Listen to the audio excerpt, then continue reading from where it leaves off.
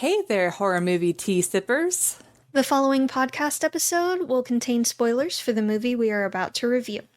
If you have not seen the movie and do not wish to have anything ruined prematurely, please do not continue to watch or listen until you have seen the movie. And welcome to the Horror Movie Tea Podcast.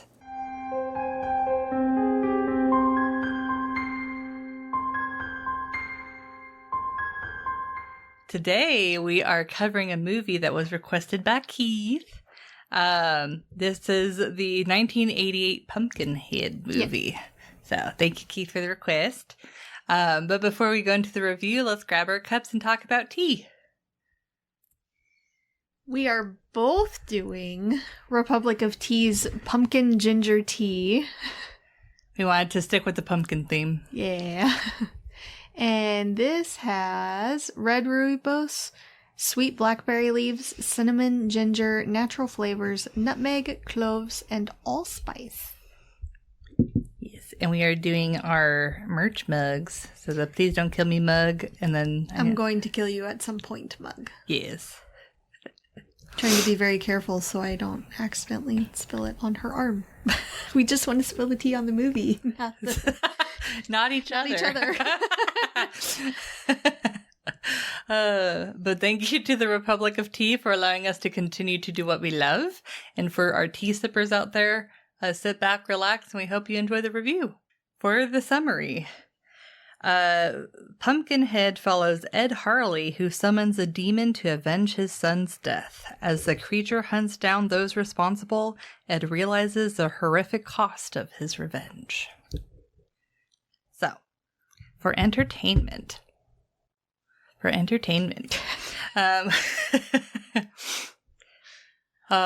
just starting the recording session, so bear with us. It's gonna be a wild ride. So I will say this movie kind of has an interesting, like, small cult following. Yeah. And it's 80s horror. It does have, like, that personality and vibe to it for sure. I know for myself, comparing it to all of the movies that we've seen and reviewed before, for me, this movie is a 6.5. I do like, first, going off of the 80s vibe, the very dramatic acting. Oh, very dramatic. It's like borderline more like the theatrical type of acting versus like the more like natural acting. But very, very 80s horror. So if you like 80s horror movie, this one will definitely like it, scratch that itch. I really wanted to be like itch that scratch, but I'm like, that's not right. No. But I am kind of curious to see if xenomorphs have inspired the whole like design for Pumpkinhead, because he has like quite a few characteristics that remind me of a xenomorph. Yeah, not just the look, but the sound. Yes. Yeah. Did you notice that the main character, Ed Harley, was also Bishop? I did not. Oh my god! It was Bishop from Alien. It was! Oh my god! Yeah. He came on the screen, I'm like, oh hey, Bishop!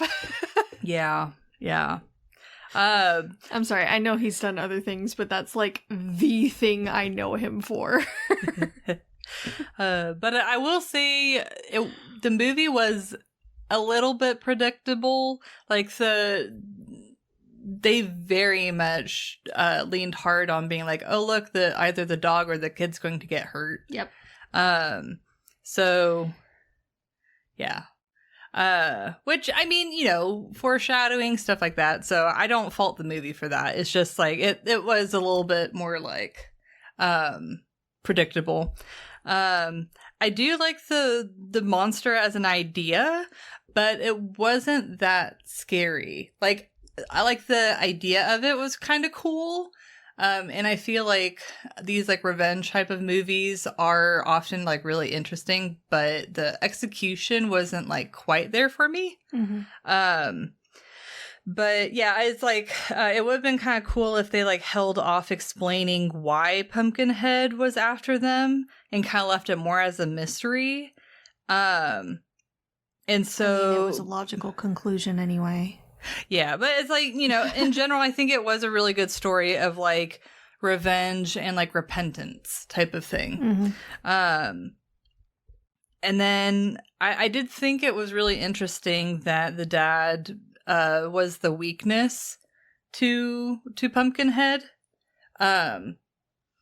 So it's like whenever like, you know, the dad ended up coming to terms with like what he had done, and it's like absolutely his son being killed that way was like very unjust and not fair, and you know he's justified in his feelings, but he came to the realization that it's like, well, not everyone was, I don't know, it's just, you know, he kind of like, it's like two wrongs don't make a right. Right. He came to that realization, and so I feel like the way that he went in order to resolve like what happened with, or to resolve like Pumpkinhead, like kind of made the story feel well like rounded and wrapped up. So I did like that. But my biggest complaint with the movie, not so much that it wasn't scary, because we've seen horror movies. Horror movies don't have to be scary. So I don't really find that a fault of the movie. Like, it's very 80s horror and it's enjoyable for that. But at least for me, the characters seemed really bland and forgettable. Oh, yeah. I don't remember any of their names. Yeah, and they weren't necessarily that likable either. Even the ones that weren't technically involved in the death, like there were a couple redeemable characters, but they killed one of the biggest redeemable characters right off the bat. Yeah, so that, I feel like that's what kind of makes this movie more forgettable, isn't the fact that the movie's not scary or that it's like some like pumpkin monster. It's really the fact that the characters are more bland and forgettable, because you have like, you know, the stereotypical asshole and just, but yeah, that's what I got for entertainment. So, this is the first time I've seen this one. I feel like I've seen another movie, or at least bits and pieces of a different movie, and that one I feel like was better. So watching this one, it didn't quite scratch that itch for me. And I questioned so much of the movie that I couldn't really get fully into the experience, really. I think the design of Pumpkinhead was really interesting and cool, and the story of how he works and all, I think that was really cool, and that he's connected to the one who he's summoned for, basically. I thought that was really interesting and a good choice there. That being said, the movie as a whole, at least this one, is rather forgettable and can easily fade into the background for me. So while there's a couple of interesting scenes, it feels like same old, especially for an 80s horror. Yeah. So I give this one a 5.5. Like, it's all right, and I wouldn't necessarily say no to it, but there's so many other movies that I would much rather watch that this one's just kind of eh. And I think also part of the issue is I'm comparing it to what I remember from a different movie for Pumpkinhead. So I was kind of disappointed that it wasn't the one I was thinking of. Do you know if it was a newer movie, or do you remember? I feel like it was older too, but I don't remember. And I didn't have time. This week was chaos. And I didn't have time to look up how many other Pumpkinhead movies there were and when those came out and all. So I didn't have time to do the research or anything, or resolve in my head what I had seen. And it might have been this movie and I just saw bits and pieces and my brain is taking it out of context. Maybe. And so when I watch it the full way through, I'm like, wait. Wait. No. But it's an okay movie. The main character, Ed Hardy, was good for the most part. I feel like he flipped back to like being on the kid's side a little too soon. Like, it was like after the first death, he was like, oh wait. And I'm like, this is kind of what you asked for. Like, this is the exact reason why you had him summoned. I mean, I could see like someone being like just seeing red with their emotions and then realizing the consequence of their action. I can see it, but at the same time, it still felt in the movie context a little too quick. Like, there was no hesitation when they were doing the summoning and all. He had plenty of time. He had to make his way to the cemetery. He had to dig the thing up. Yeah. He had to then put it back in his vehicle, like carry it back to his vehicle, go back to the old crone witch lady, then do the summoning. And the entire time he's like, yes, I'm 100% in this. Yeah. There is no turning back. I am in this. This is what I am doing. And then he goes and buries his kid. And then the first death happens. And then he's like, oh, wait. Yeah, no, I definitely... Like, it just seemed a little fast. Yeah. Just a bit.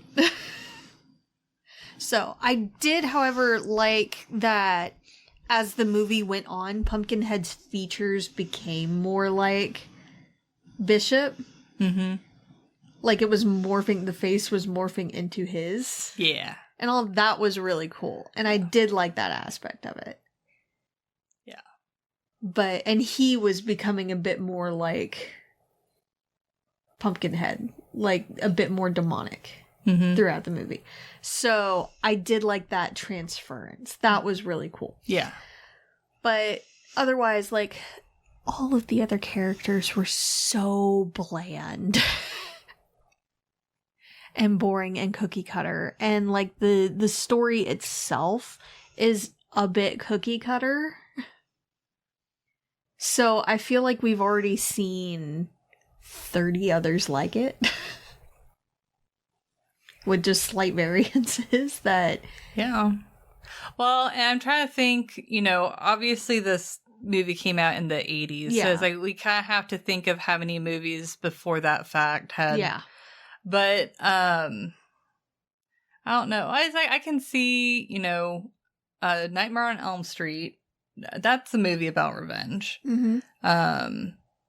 So it's like, yeah, I can see where you're coming from on that. Friday the 13th? Yeah, Friday the 13th. Yeah. Yeah. There's several. There's several. So it just, again, it didn't just quite scratch that itch for me. Yeah. It wasn't quite different enough. And it felt really short, too. Yeah. Everything felt so condensed. Yeah. But I mean, that was the time, though, where they were too afraid to, like, have a movie to be too long. But I understand it. Yeah. I just... Yeah. No, I definitely... and I feel like if they had the time to expand more on the characters, then maybe it would have helped them feel a little less bland. I mean, obviously, like, the jerk dude... Like he was irredeemable. Yeah. Well, I mean, I was more like thinking like he's just a very bland character. He was a bland, irredeemable piece of trash. Yeah, they're just like, this is the asshole. Yes. And that's all he is. That is his defining characteristic, and that's all he's got. Which, I mean, you know, for plot purposes, he doesn't really need to be anything more. But it's like, so even if they kept him, I'm going to be the stereotypical asshole. If they had made the other characters, like especially the dad, it would have been really interesting if they would have like made him go through more of a progressive growth, maybe like try and like regress a little bit backwards, you know, just because he's like fighting with himself internally. I don't know. It would have been kind of interesting. Yeah. But that's what I got for entertainment. It was just okay. Sorry, Keith. Keith knows what he's getting himself into. And to be fair, in our Discord chat, we asked for the chat to recommend movies. Yes. And these are just our opinions. Everyone's going to have their own opinion on it. This is just mine. Yeah. Well, I mean, as we always say, like, it's like we do reviews not to be like, oh, you know, take our opinion at face value. Yeah. It's more to continue the conversation. So it's like, if you have a differing opinion or an expansion on, if there's maybe something I missed and just watched it surface level and you think that there's something deeper that maybe I missed out on, then by all means, please. Yeah. Please let me know. But yeah. So for realism, I give it a 2. I will say where I found it to be more realistic, the kid being impulsive and not really realizing the danger of the bikes, I think is pretty reasonable. Because, I mean, unfortunately, you know, that's what parents are for, because kids don't have the cognitive maturity yet to realize that... Or impulse control. Yeah, or impulse control to realize that...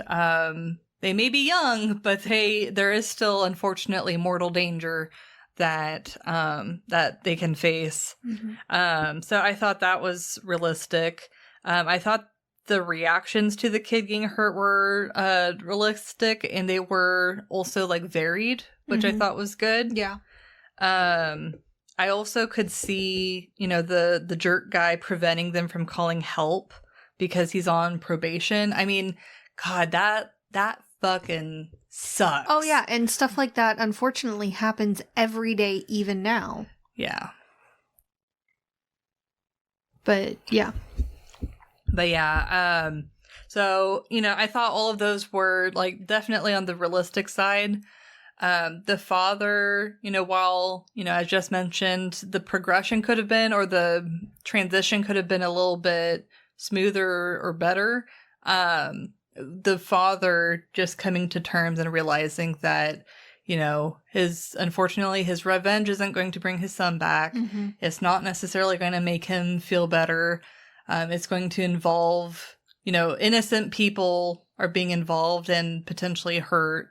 So it's just like, you know, at the end, you know, his emotions are real and they're valid, but him acting on them as he isn't going to get him what he wants. The way he went about it. Yes. Was wrong. Yes. So yeah. And I did appreciate that, because I was like, why don't you call for help? Why don't you call for help? Like, you know, I was getting frustrated with it because I feel like they weren't trying hard enough, but they were like, at least for the most part, I felt fairly satisfied with their explanations on, like, because whenever they did finally try and call for help, the guy had cut like the phone line. And he had stuff. ripped it out of the wall. Yeah.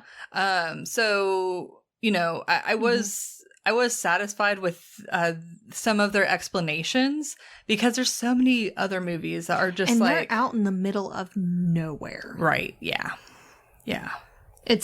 I mean, I could see there not being a hospital for a good ways. Yeah. And a doctor getting out to them is probably going to take just as long, if not longer.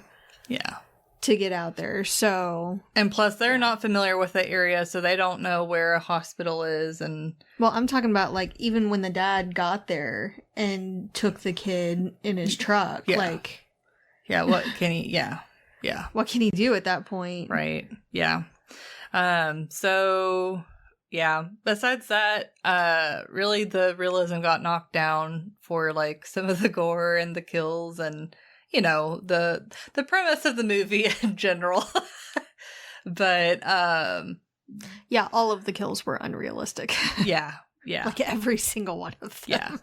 No, they were pretty, this one had, more ridiculous kills. Oh, yeah. For sure. Which I feel like is par for the course for an 80s horror. Oh, yeah. I mean, that's a part of the fun. Yeah, and it was that gore for gore's sake kind of thing, but not too much. Yeah, it wasn't was too just, much. I don't know. It just felt a little ridiculous, and the blood was just okay. It still felt a little bright, but I know they had to make it really pop on the screen, especially at the time, so I get it. Yeah, so it's like, yeah, this one is just a little more ridiculous on the kills, but, I appreciate that with these types of movies, especially when the characters are more bland. It's like they almost need interesting kills just to bring interest back. Yeah. Because at that point, you're like, who cares? Yeah. But yeah. I also gave it a 2. Oh. I'm very proud of you. Oh, interesting.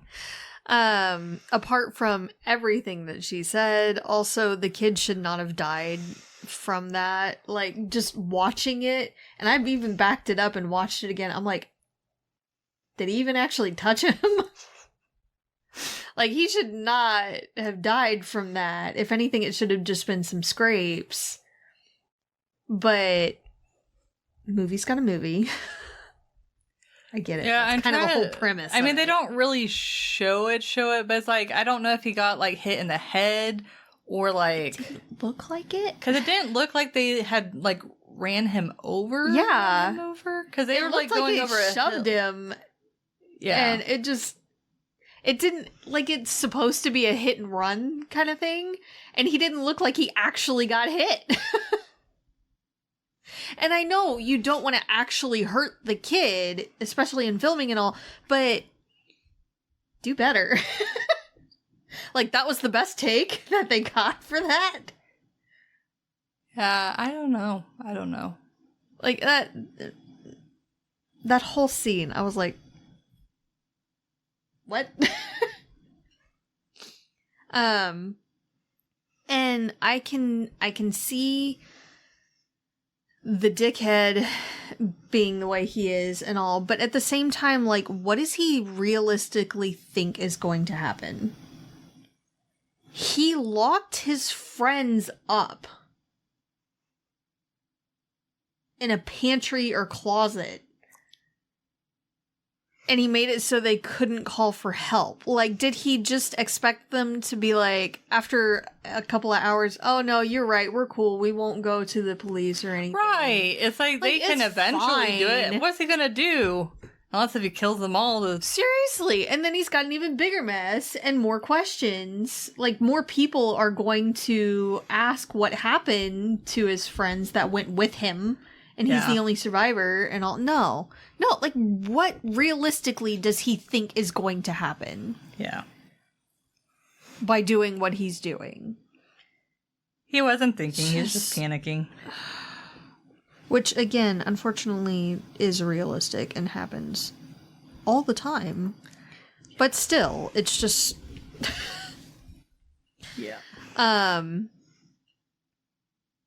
When he goes to summon the demon with the old crone witch lady, also, why does it have to be an old crone type lady? I know!